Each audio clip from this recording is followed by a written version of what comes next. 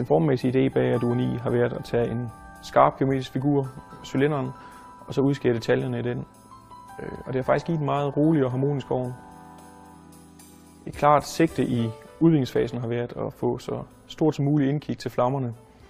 Og et af virkemidlerne har været, at vi har minimeret sprossen mellem sideglas og glasset i lågen.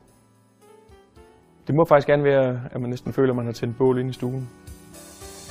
For at fastholde indkigget til flammerne, så er ovnen også udstyret med et meget effektivt rodeskyl, hvor vi leder luft ned foran både sideruderne og ruden i fronten, og dermed sikrer, at soden ikke sætter sig på glasset.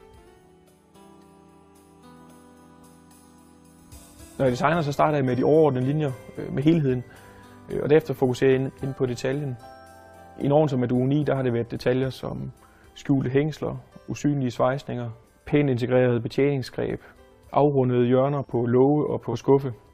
Det har også været vigtigt, at brandkammeret fremstår flot.